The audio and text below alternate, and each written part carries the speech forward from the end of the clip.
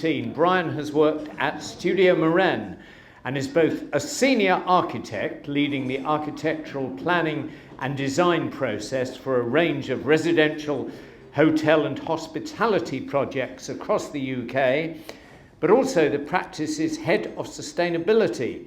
He specialises in leading clients, stakeholders and design teams in incorporating design and building technology innovations to deliver projects that meet present and future commercial and sustainability briefs. Ladies and gentlemen, please welcome to the rostrum Mr. Bryan Oknyansky.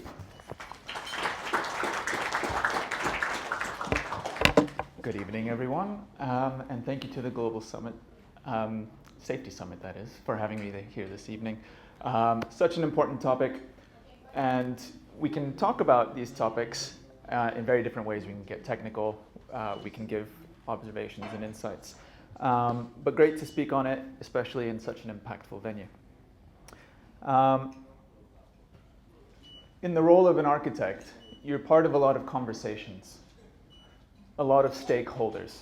Okay, we're talking about people who commission buildings, people who use buildings, people who build buildings, people who finance buildings. Okay, so effectively, when you're talking about the circular economy, you're talking about everyone in the world as a stakeholder. Now, my goal with this speech is not to kind of dictate a list for growth strategies for the circular economy, but instead I'm offering 3 mantras to remind yourselves that you can be circular economists, whether you know it or not. So the first mantra, the circular economy is not new. Okay, so we find ourselves in a position where we're being told that we need to be more sustainable, as if we're asking ourselves, can we continue how we're doing, or what we're doing now, and make changes to the way we do things? Or do we have to change things altogether? And you can imagine the majority of the world is probably hoping that they don't have to engage in too much change. We invent kind of protocols like closed-loop systems, product lifecycle extension, circular supply chains. And as a sustainability advocate, I welcome and champion all uptake of these protocols. However, if someone is simply told to do this, it's akin to being told to just do the right thing. So I have a question for those here tonight involved in developing business strategies. How well does it go down when you present an idea, you get asked why, and you have the urge to respond, well, because it's the right thing to do? Okay, especially for me, I feel that covers a lot of ground. Unfortunately, well, not unfortunately, some people, some boards will coalesce around this idea of doing the right thing without much persuasion. But I imagine a higher percentage of decision makers would prefer a business case to quantify the measure of right. And this is a sensible request. I mean, when you're at the start of your journey to becoming conversant in circularity, you might be concerned that you lack science-based answers to the question why. But which business concerned with products and services to accommodate life on Earth should not be economical, prudent, sensible, unwasteful? To me, circularity by another name is frugality. So be equipped with some synonyms to help you fight the urge to just say, do the right thing. But I pose this question of telling people to be sustainable to make the point that people need to be brought along. They need to buy into sustainability on some level to drive real and lasting impact. So I'm involved in a lot of conversations in the built environment about where to begin. Okay, it's a very cumbersome question. But don't be anxious about that. To hopefully ease the anxiety of where to begin, cast your minds back to the Stone Age, thousands of years ago. How did early civilizations thrive without synthetic materials, global distribution channels, or eating tomatoes all year round? And this is what I mean when I say circularity has been a way of life for millennia. There used to be no other choice. We used the waterways near us, we used the materials near us, we worked with the sun and the wind rather than against it. But now let's fast forward back to present day. Globalization over the centuries has given rise to a global marketplace of products and transportation logistics, which I believe has shifted society's focus away from working with what you have to getting anything you want. And so it's a choice we make, which leads me to the next mantra. Think of the ending first. Simple question for everyone. Is your product meant to be discarded, reused, recycled? And if you don't make products, if you offer a service, does your advice or assistance promote business activities that can unwittingly increase waste to landfill or considerately decrease it? These aren't difficult questions to ask, but they're perhaps not questions typically asked at the earliest stages of developing products or services.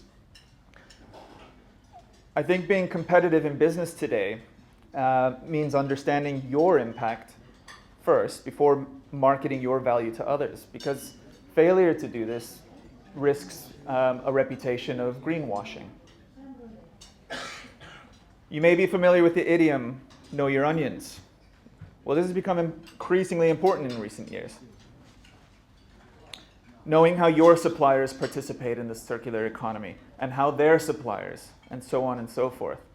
At Studio Moren, in order to meet or exceed our clients' expectations, we must account for sustainable resource use, economic construction, regulatory compliance. And this is with the stroke of every pen, or every stroke of the pen, even if it's a napkin sketch over dinner.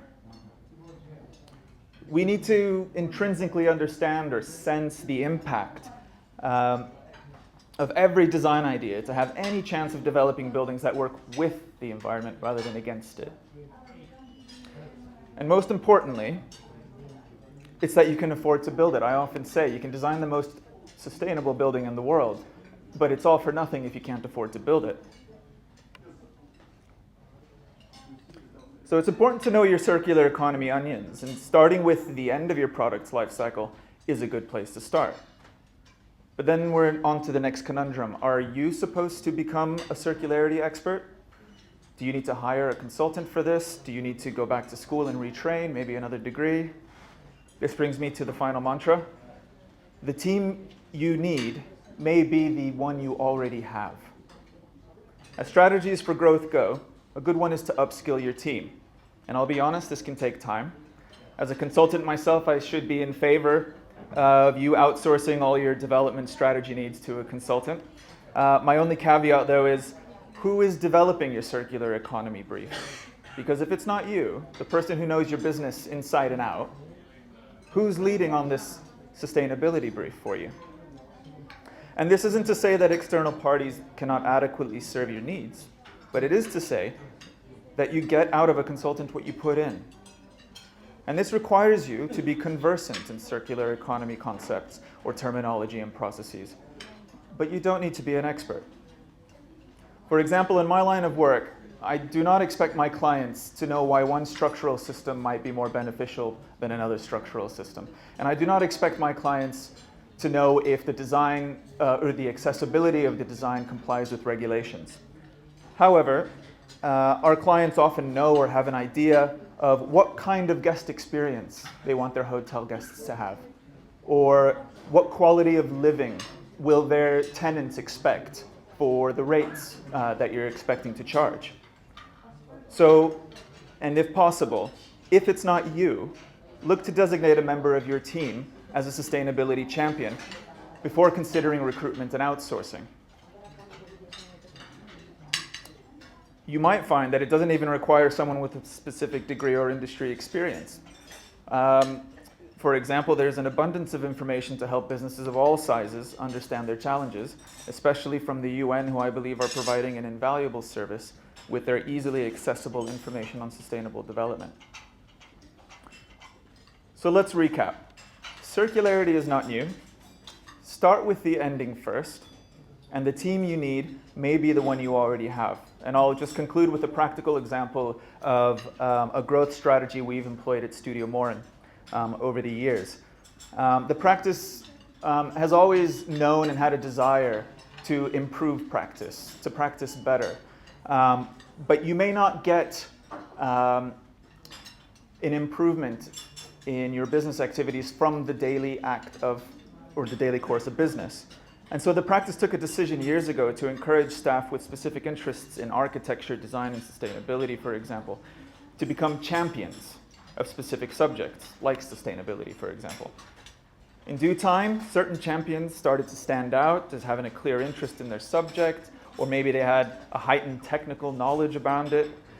Maybe they wanted to lead teams of such people, or maybe they possessed all of these traits. And in this way, new workflows, new protocols emerged, developed, and were introduced both into company policy, but also company culture. And it didn't stop there. These champions then went on to raise awareness and skills amongst the rest of the practice. And this is how you upskill your team. This had an impact of increasing the confidence amongst my colleagues to just start having conversations about sustainability topics, first among themselves, with consultant teams, and ultimately with clients. And this confidence is really what drives a will to champion circularity. For example, we can advise on circular supply chains because we developed a process to understand where our suppliers source their materials and furniture, and where their suppliers, and so on and so forth. We can design buildings that can be adapted to being used in different ways and for different owners in the future, and in a way that they can be taken apart so their components and materials can be reused rather than demolished. We know the carbon intensity of a design decision at an early stage of the project because our champions can plug into material databases that have third-party verified embodied carbon metrics. All of this gave way to becoming more effective in communicating what doing the right thing actually means to each of our clients, but also to the communities that we work in. And in turn, this created new business opportunities for us as award-winning leaders in sustainable design. And with that, I thank you for your time, and I hope I've given you circular food for thought. It's been a pleasure this evening, and thanks to all the other speakers.